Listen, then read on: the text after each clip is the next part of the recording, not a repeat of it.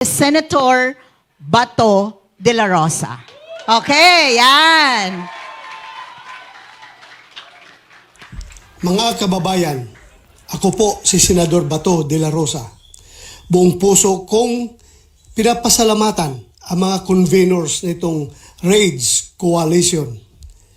Taos puso kong sinusuportahan ang pagbuo ng RAIDS Coalition. Isang pagkakaisa ng iba't ibang puwersa na handang tumindig para sa katotohanan, pananagutan at kapakanan ng sambayanang Pilipino. Sa panahong ito, hindi na sapat ang kanya-kanyang laban. Kailangan natin ng isang tinig, isang direksyon at matibay na paninindigan laban sa katiwalian, pag-aabuso at mga hakbang na naglalayong patahimikin ang oposisyon. Ipinapahayag ko rin ang aking buong suporta sa pamumuno ni Mayor Sebastian Duterte bilang pinuno ng koalisyong ito. Kilala rin natin si Mayor Baste, matapang, may panindigan at handang ipaglaban ang tama para sa bayan. At higit sa lahat, patuloy akong sumusuporta kay VP Inday Sara Duterte na patuloy na nagsisilbi sa ating bansa sa kabila ng mga hamon at pagsubok ng kanyang kinakaharap. Hindi tayo papayag na gamitin ang politika para patahimikin ang mga lider na tunay na naglilingkod sa bayan. Ang laban na ito ay hindi lamang para sa iilan.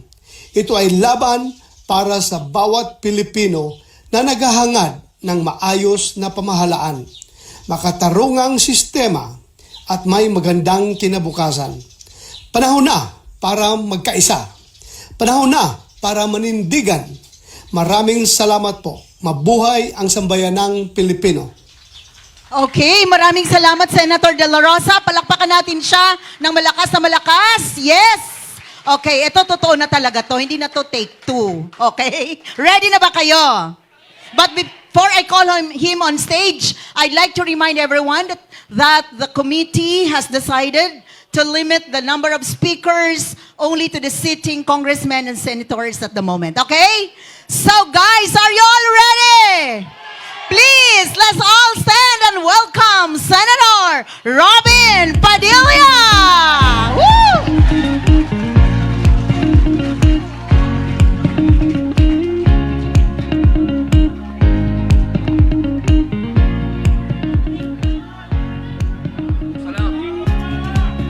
Allahu Akbar! Allahu Akbar! A'udhu billahi minasyaitanir rajim. Bismillahirrahmanirrahim. Alhamdulillah rabbil alamin. Bismillah wa salatu wa salamu ala rasulillahi. Assalamualaikum warahmatullahi wabarakatuh. Sumayin niyo po ang kapayapaan. Mga mahal kong kababayan, ito po ang araw na itinakda.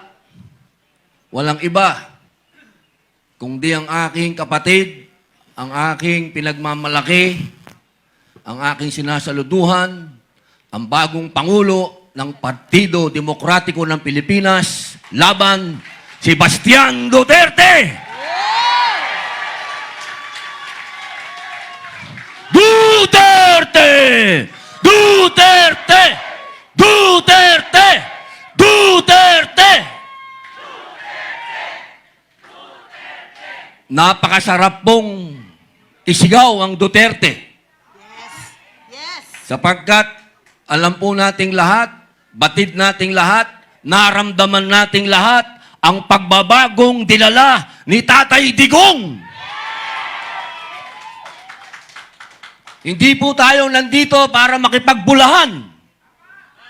Hindi po tayo nandito para sumipsip. Tayo po'y nandito para makiisa sa pagbabagong naantala. Batid po nating lahat. Alam nating lahat na naantala yung pagbabago na naumpisahan. Ngayon, nakikita po ninyo, lahat ng sinabi ni Pangulong Rodrigo Roa Duterte, lalong-lalo na yung gera sa Middle East, nangyayari na ngayon. Nasa mga mukha natin, na dadating ang panahon, magkakaproblema tayo sa langis. Eto na. Nasa mga mukha na natin. 4 years ago, sinabi na niya. Ngayon, paano nila sasabihin na hindi tama si Digong?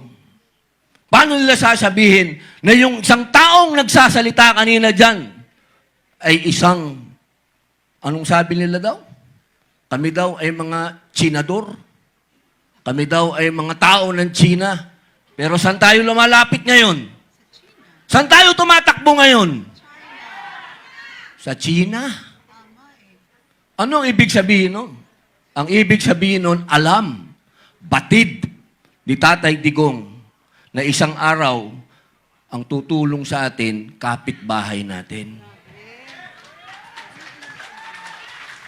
Napakaganda po nung kanta kanina. Bayang ko. Eksakto! Alam naman natin na hindi madadala si Digong doon sa dahig kung hindi tumulong ang sino. Alam nyo kung Pilipino lang, hindi natin kaya yun. Hindi natin magagawa yun. Tandaan nyo to. Hanggat nandito ang kuko ng agila. Sino ba ang agila?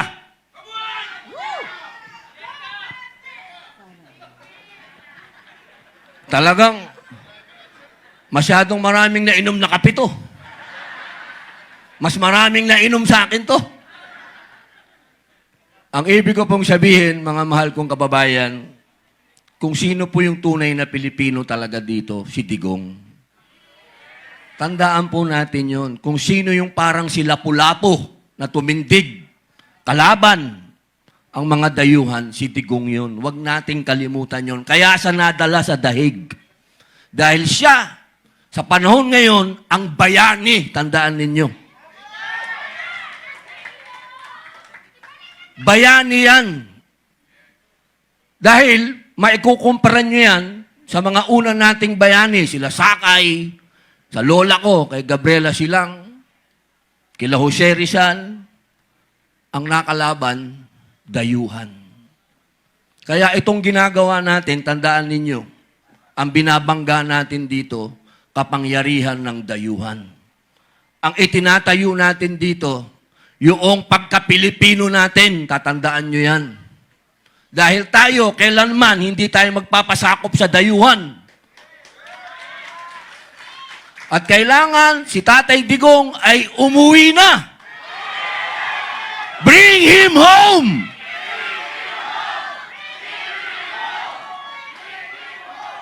English yan. Minsan lang ako mag-English, bring him home. Hanggang doon na lang yun. Bilang panghuling salita, gusto ko pong sundan ang sinabi ni Congressman Leandro. Totoo po yun. Kami po sa Senado, ni Senator Bongo, at ang iba pa pong mga congressman, pinipilit po namin na talagang yung excise tax, nagawa na po. Pero payat yun. Pinipilit namin yung VAT. Maraming salamat kapag nangyari, malaking tulong. Pero kung sasabihin po natin, katulad po ng sinabi ni Congressman Marcoleta, yung mga oligarko, makinig kayo, mga oligarko ng langis. Matagal na kayong pinangaralan ni Digong noong pa Matitigas ang ulo ninyo Matagal nyo lang niloloko ang taong bayan. Itataas ninyo, ibababa nyo ng konti, itataas ninyo. Ito ho yung panahon na huwag nyo na kaming lokohin. Dahil sobra na ho ang hirap ng tao. Ang lahat ho ng presyo ay nakasalalay sa langis. Kasi transportation yan diesel. Oh, nandito pala yung boss ko. Sir, June Esperon. Boss, mabuhay po. Partner ko yan, pinadala ko niyan sa West Philippine Sea. Alam nyo, yung oil deregulation ho, yun po yung batas na bumibiktima sa atin. 1998 po yan. Sana, kung talagang seryoso po yung mga senador at mga congressman na talagang bigyan ang taong bayan ng konting, alam nyo na, yung ginawa, yung oil deregulation law. Kailan, yan ho ang dapat namin i-repeal o i-amend. Yun ho, walang bulahan. Kapag yan ho, hindi nagagalaw yan, ibig sabihin, bulahan lang ho yan. Kasi yun ho, ang nagsasabi dito sa mga oligarko ng langis kung anong gusto nilang presyo. Sila ho ang nagdi-dictate.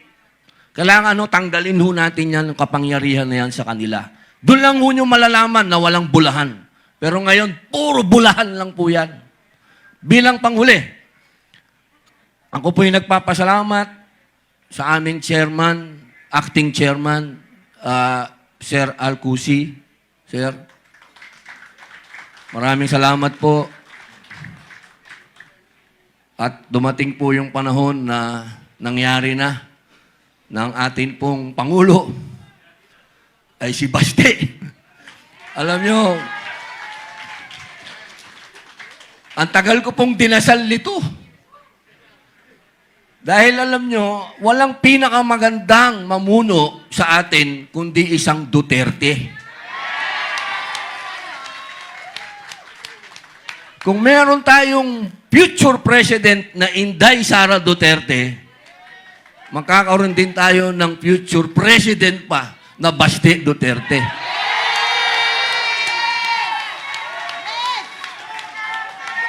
Duterte! Duterte!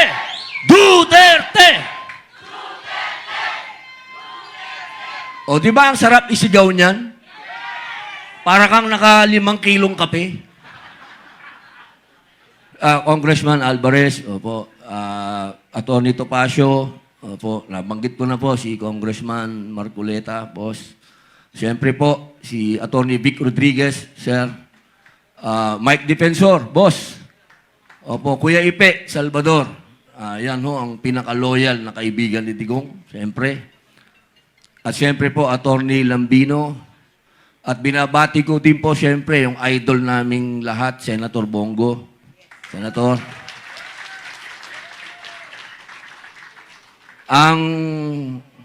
Ito ay pagpapalit ko ang pagiging senador dito, pwede ko ibigay sa kanya. Attorney Jimmy Bondok.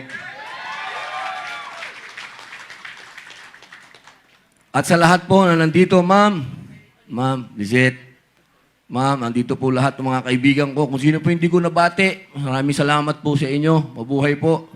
Tandaan po ninyo, Ma'am Cathy Binag, tandaan po ninyo, hindi po nasasayang ang oras natin pagkasama natin ng mga Duterte. Hindi po. Dahil tunay po nung panahon ni Digong, naramdaman natin na ang mga Pilipino nakataas ang noo natin. Maraming salamat po. Mabuhay. Okay, thank you so much, Senator Robin Padilla. You mesmerized me. Grabe, no? Ibang-iba pala siya na aktor na napapanood ko sa TV, sa sine, kaysa sa tunay na buhay. Grabe! Senator Robin Padilla, saludo po ako sa iyo. Maraming salamat po. So, grabe! Isang bagsak para kay Senator Padilla! Alright, thank you. And, of course, the last but not the least speaker that we have today. Alam mo na ba kung sino? Ay, hindi nila alam. Okay. So, surprise! Isa-surprise ko kayo. I know he is a person with a big heart. Alright? Yan ang alam ko sa kanya kasi talagang na-experience ko siya. Okay, ladies and gentlemen, please welcome with level 10 energy at iwagayway natin ang ating bandila kay Senator Bongo!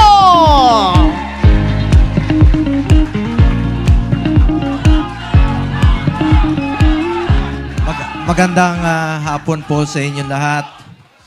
Unang-una, binabati ko po ang ating bagong presidente po ng PDP Laban, ang ating minamahal na mayor at ang anak ng aking boss na si Mayor Baste Duterte. Palakpakan po natin. Congratulations. Mga kasamahan ko sa Senado, Senator Robin Padilla, sir. Ang ating mga kasamahan po sa Rage Coalition headed by the Reform Party, Secretary Mike Defensor. Palakpakan po natin, sir. Speaker Bebot Alvarez from Reforma Party. Palakpakan po natin. Attorney Topacio. Palakpakan po natin. Chairman po, Acting Chairman ng PDP Laban, Secretary Alcusi. Palakpakan po natin. Congressman Lian Libiste, ang anak po ng kasamahan ko sa Senado. At kasamahan ko rin po sa Duterte 10, Attorney Jimmy Bondoc. Palakpakan po natin. Kasamahan ko rin po sa Duterte 10, Attorney Vic Rodriguez. Palakpakan po natin. Ipe Salvador, Attorney JV Hinlo, Congressman Paulo Marcoleta, palakpakan po natin. And of course, Senator Rodante Marcoleta, palakpakan po natin. Secretary Raul Lambino, palakpakan po natin.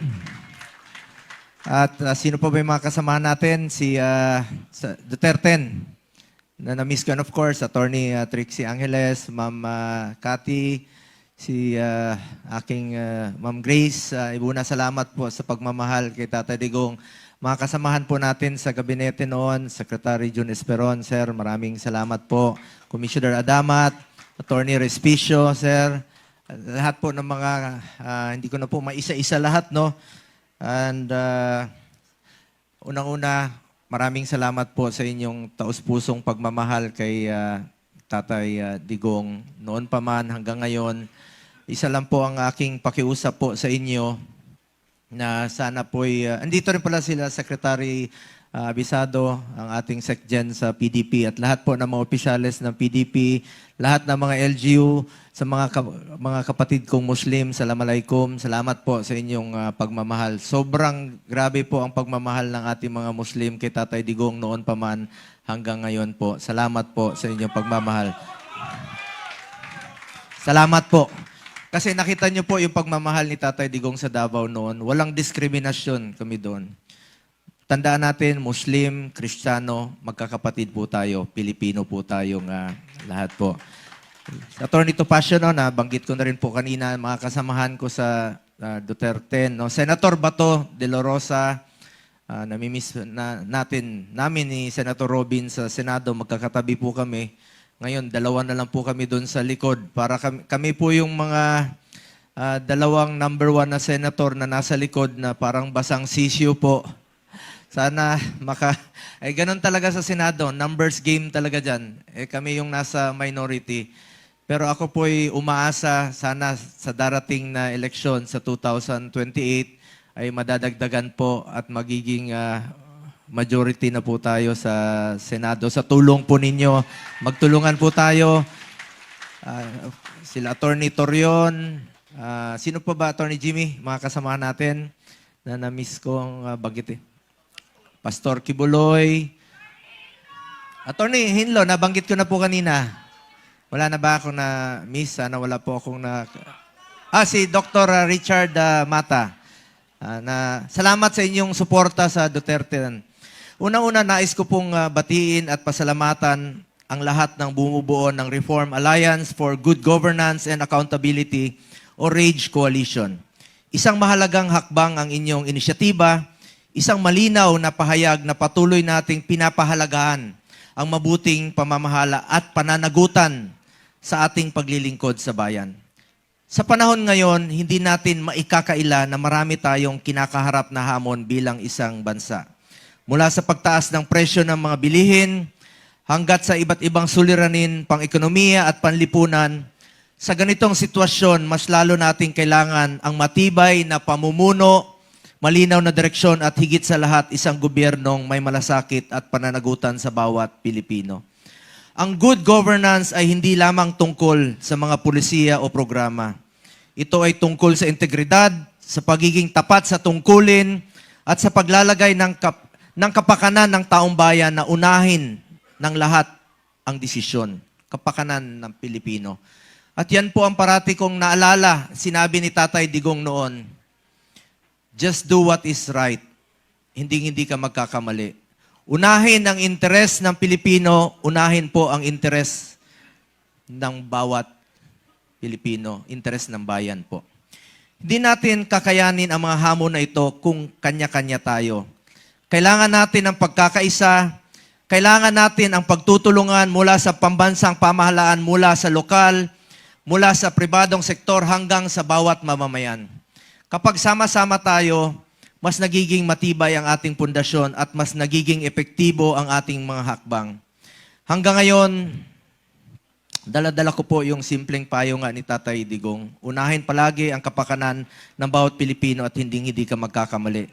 Kaya naman sa Rage Coalition, inaasahan ko na patuloy ninyong isusulong ang mga adhikaing ito, ang pagtataguyod ng tapat, maayos at responsableng pamahalaan, naway magsilbi kayong inspirasyon sa iba pang mga organisasyon at leader na ang tunay na serbisyo publiko ay nakabatay sa malasakit, integridad at pagkakaisa. Sa huli, ang ating layunin ay isa lamang, ang mapabuti ang buhay ng bawat Pilipino. At ito ay makakamtan lamang kung tayo ay sama-samang kikilos, may isang direksyon at may pusong handang maglingkod. Ako naman po, bilang inyong senador, tahimik lang po ako nagtatrabaho rito. Galit po ako sa maling sistema. Galit po ako sa anumang uri ng korupsyon. Galit po ako sa anumang nagpapahirap sa taong bayan. May mga taong katulad ko na tahimik lamang, pero huwag ninyong ipagkamali ang katahimikan. Ang katahimikan namin ay hindi kahinaan. Ito ay pagpili ng tamang paraan at tamang panahon para lumaban. Hindi po ako maingay na tao, pero malinaw po ang aking paninindigan. Dahil sa kabila ng lahat, iisa po ang galit natin sa anumang nagpapahirap po sa bawat Pilipino. Ang akin pong ninanais sa ngayon, ang wish ko po ay makabalik tayo sa normal na pamumuhay. Ito yung panahon na napakahirap po maging politiko. 26 years po akong nalilbihan kay dating Pangulong Rodrigo Duterte. Masarap pong makapaglingkod sa bayan. Ang sarap pong makatulong sa bawat Pilipino. Pero ito yung panahon na napakahirap pong maging politiko. Kaya pinagdadasal ko po, unang-una, na makabalik tayo sa normal na pamumuhay. At mangyayari po yan kung Duterte po ang mamumuno. Duterte! Duterte! Duterte! Duterte! At pangalawa po, nakikiusap po ako sa inyo. May Panginoon naman po. Pagdasal natin na nasa maayos na kalagayan si Tatay Digong, maayos na kalusugan, at makauwi na po siya sa lalong madaling panahon. Bring him home! Bring him home! Bring him home! Bring him home! Mga kababayan ko, alam kong ilan sa inyo ang galit na. At ang galit na ito, hindi tayo naninira ng kapwa Pilipino. Hindi tayo naninira ng gobyerno kung hindi para itama ang mali at maglingkod ng tama para sa kinabukasan ng bawat Pilipino. Maraming salamat po sa Rage Coalition, sa inyong inisyatiba. Maraming salamat sa PDP Laban. At maraming salamat po sa inyong pagmamahal kay Tatay Digong. Maraming salamat po sa inyong pagmamahal kay VP Inday Sara Duterte, kay Mayor Baste Duterte, sa Duterte family. Ako naman po, alam nyo naman na sobrang mahal ko po si Tatay Digong. Sobra pa sa tatay ang turing ko sa kanya. Kung mahal ko po si Tatay Digong, mahal ko rin po ang kanyang pamilya. Huwag nyo na po akong... ito yung mga panahon na magkaisa po tayo para sa ating layunin. Huwag nyo na po akong pansinin sa politika. Ang importante po sa atin dito, si Tatay Digong at ang kinabukasan ng ating bayan. Maraming salamat po sa inyong lahat. Mga kababayan ko, mahal na mahal ko po kayong lahat. Dahil tandaan po natin, isang beses lang tayo dadaan sa mundong ito. Kung ano pong kabutihan na pwede natin gawin sa ating kapwa, ay gawin na po natin ngayon dahil hindi na po tayo babalik sa mundong ito. Ako po ang inyong Senator Kuya Bongo. Bukas ang aking opisina. Patuloy na magsiservisyo sa inyong lahat. Dahil ako po ay naniniwala na ang serbisyo po sa tao, serbisyo po yan sa Diyos, serbisyo po yan kay Allah. Maraming salamat po mga kababayan ko. Mahal ko po kayo.